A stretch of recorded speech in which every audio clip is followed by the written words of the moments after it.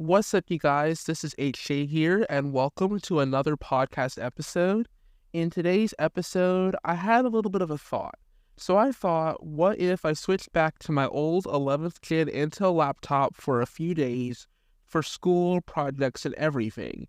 Now, I didn't give up my desktop or my gaming laptop, but I allowed myself to use my old laptop as much as possible so I could find out if 11th gen Intel CPUs and Iris Xe graphics are still good in 2024. Now, the device used includes an HP Laptop 15 with an Intel Core i5 1135G7, 32 gigabytes of DDR4 RAM, 512 gigabytes of SSD storage, and an Intel integrated Iris Xe graphics card. And now, I want to give you guys my thoughts and impressions on this. So as you would expect, the performance of the 11th gen Intel CPUs isn't going to be anywhere near the performance of an Intel Core Ultra processor, Apple M3, M4, or even newer AMD and Snapdragon processors at all. However, the performance should be more than enough for most people who need to do less demanding tasks, especially if you're trying to save a quick dollar. I tested the laptop on 1080p video editing and light gaming on games like Minecraft and Destiny 2, albeit on low to medium settings, and everything worked pretty decently well. This processor is more than enough for web browsing and entertainment for young adults and kids. And while the performance is not going to be mind-blowing for video rendering times and for programming, it should be more than sufficient enough. But there is one big caveat.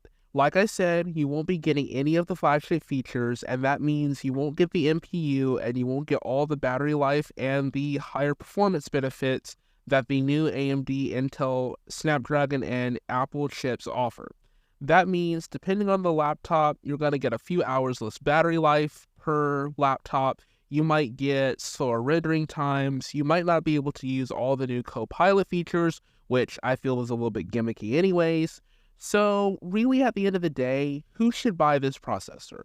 Well, you should buy this if you're a student who doesn't need a dedicated GPU or isn't in any particular major for college, or if you're that requires anything higher that is like a dedicated GPU or any more performance than just the basics, or if you're a high school student or a parent buying this for a child in grade school, or even if you're an older adult who's using it solely for business purposes, then that is perfectly fine. You guys should be able to pick this up. There are quite a few options on the used market and quite a few options out there that you can go and get to save yourself some money. But should you buy this laptop if you have the money to spend on the newer laptops, or if you're in anything that requires a heavier workload? The answer is no. You should not buy this laptop with this processor if you're not one of the people above, or if you have the money to buy a newer laptop with a more up-to-date processor, and if you need something that's going to be a little bit more powerful and have a little bit better battery life. If this is you, then skip the older processors and look elsewhere for the best deals on a new laptop with something much more up-to-date. Now, anyways, if you enjoyed this podcast episode, I hope you did find it useful and helpful.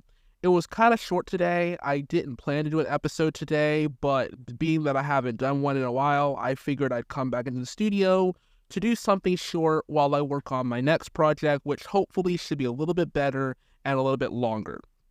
Now, please do consider following the show on Spotify to stay up to date on new releases. And as always, I'm HJ, and I'll see you guys in my next episode.